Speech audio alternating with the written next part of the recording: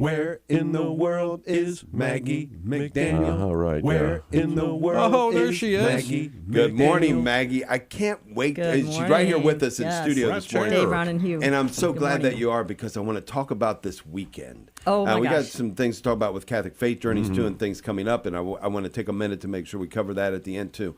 But I want to talk about this weekend and at our cathedral. Oh, my what gosh. a fabulous, Right. When we Yeah, have, fabulous a, weekend. a relic like the heart of Saint Carlo Yes, Acutis no, here. and that's what I was going to Wow. tell people. I'm going to finish today my weekend pilgrimage at the cathedral. At the I tell you, cathedral. go, Yeah. just go. The mass is at 11:00.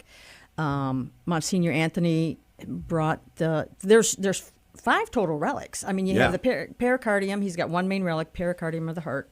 And then there's another reliquary with 4 relics in it, which has his hair, part of the clothing that he wore when he died, part of his favorite T-shirt from his mother, and then also another small piece of the pericardium. But oh my goodness, the reception ceremony on Saturday was unbelievable. And then Monsignor Anthony afterwards blessed people with the relic. He stood there, blessed them with the relic. I had to leave temporarily. When I came back for 5:00 Mass, he is still standing there blessing people. Wow. Even if they might not have been able to make the ceremony for the reception of the relic, families just kept coming in all afternoon. It was incredible. And then, Dave, you were there yesterday. Mass was Monsignor said packed. maybe 800, 1,000 people. It was, Had it to was have been. full. Look, I came in. I got there at 1:45 till, which is, I mean, any other Sunday you're more than good.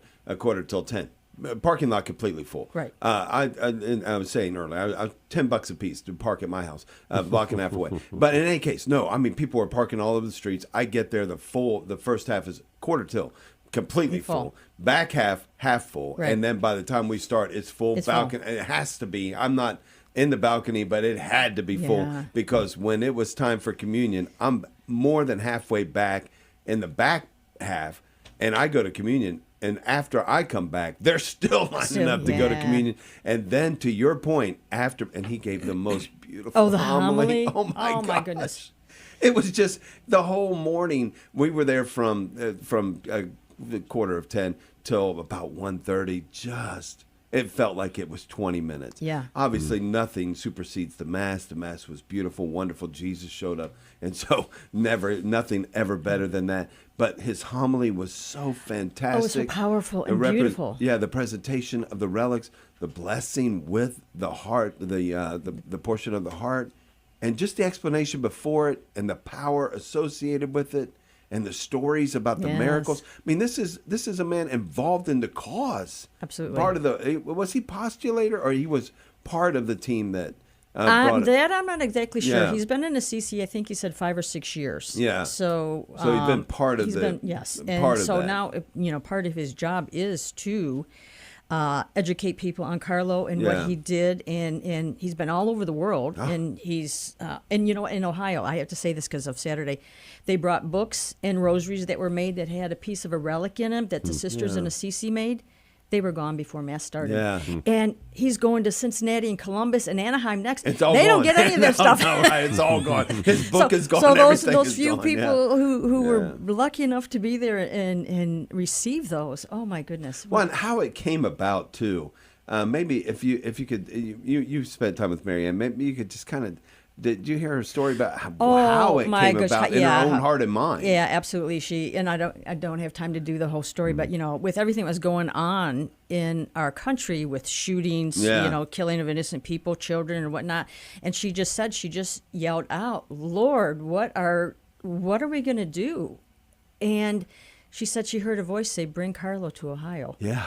And she's like, Yeah, is not that one, me not or is one that who God? hears voices. Wow. Yeah. Whose voice was that? Yeah. And she discerned it a little bit, and by the grace of God, her brother, Bishop Bob Baker, is friends with Monsignor Anthony. Yeah. And so she called him and said, this is what I heard, and how can we make this happen? And she said, it just kind of did. Wow. And the fun part was, and I did not know her relationship. I did not know at the time she was Bishop Baker's sister. Yeah.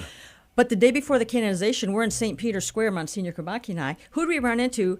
Bishop Baker and Monsignor Anthony. Yeah. Wow. Yeah. It's like, and Wow. Monsignor probably knew they were friends, but I did not. So, I mean, it was just like incredible. And I've known Marianne for 20 years. I mean, one of the things she does is meet with priests in the diocese. She's a counselor, and so she's not hearing voices. That's not right. a normal thing. I mean, she's a very mature woman in the wonderful. faith. And it was amazing how many people she knows here. Yeah, but she's from the St. Diocese of Toledo, Oh, absolutely. as is Bishop Baker. We were talking to her, and Charlie said, he goes, St. Rose Parish, and Parish like, oh, do you know someone? And I was like, oh my gosh, yeah. You start talking in a small world. Yeah, but just the power. But go to the cathedral today. And to see the cathedral full. Now, I did not realize that the Mass today at 11 a.m. is open to everybody. I thought that was just a school. Well, So I know it is open. It is. Oh, Monsignor Okay. Kabaki announced it Saturday night that it's for the school children. But if you couldn't make the other masses, it's open. It's a public. Mass is mass. It's usually public. I have to tell you, I rejoice for everybody that was But there. it'll be packed again today. Yeah, I'm I sure. rejoice for everybody that was there Sunday, and I was sad for everybody who wasn't. Right. You guys, this does not come around. No. I'm just telling you,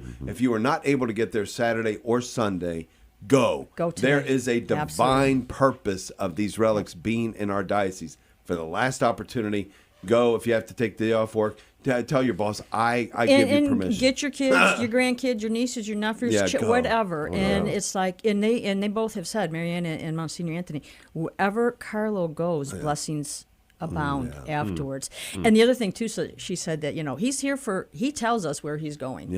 Yeah. And so that she and Monsignor said the same thing, Monsignor Anthony, that he tells us, in signs like that. So it's I love that powerful. he said, look, there were so many things, so many great things said.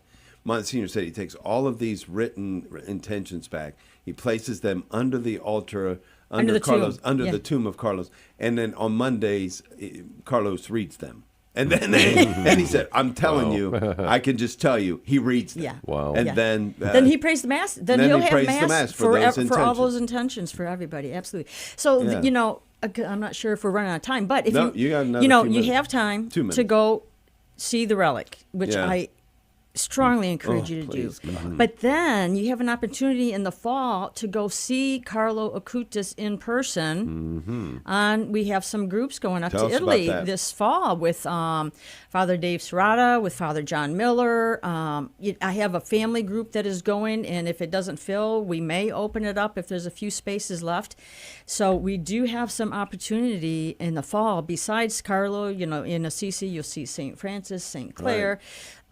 There's a relic of his heart in the basilica or in the cathedral. There's San Rufino. Yeah. But then we're going to go visit other sites as well. So go. I strongly encourage you to go. Do whatever you have to do to get there today, Yes. and then join us in the fall. Yeah. CatholicFaithJourneys.com for not only information about that pilgrimage, but all your Oh other yeah, open I mean we pilgrimages. still have a couple cabins left on the Danube River cruise in April, folks.